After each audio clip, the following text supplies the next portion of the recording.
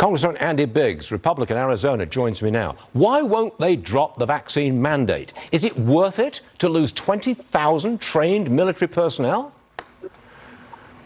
Well, I don't think it's worth it to lose 20,000 trained military personnel, but don't forget you're also losing 60,000 from the Guard and National Reserve. Yeah. It doesn't seem worth it to me. And, the CDC actually just changed guidelines yesterday with regard to travel restrictions again.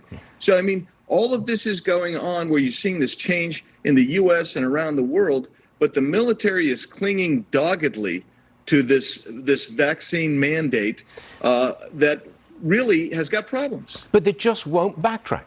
They won't reverse course on anything, whether it's drilling for more oil, fracking for more nat gas, relieving us of this mandate on the vaccines. They never, ever turn around, admit a mistake, and move on from there. They never do it.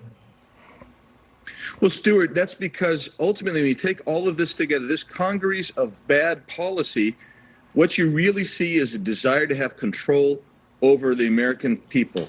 And so whether it is energy policy, border policy, immigration policy, border security, whether it's this vaccine mandate, whether it's the schools locked down, all of those were done to gain control over the American people. And if we don't realize that by now, then I have very little hope for the American people. But I think they do realize it, and that's why you're going to see some changes in November. We've had a lot of discussion this morning about helping Ukraine, sending more money to help them press forward against the Russians.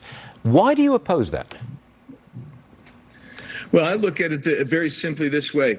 They didn't come in and make a case for the national security of the United States.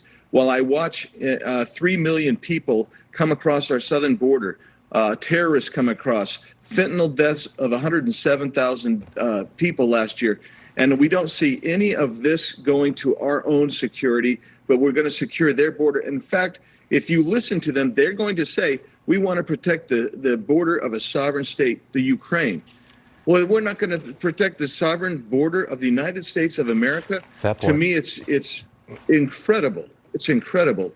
And it's also inflationary. And you don't have accountability where that money has gone, Stuart, nor where 70% of the material has gone. Okay, Congressman, it's a great debate, and I'm glad we're part of it. I'm afraid I'm out of time, but you've got to come back and we've got to talk about this some more, because there's two sides to this thing. Congressman Andy Biggs, thank you, sir. See you again.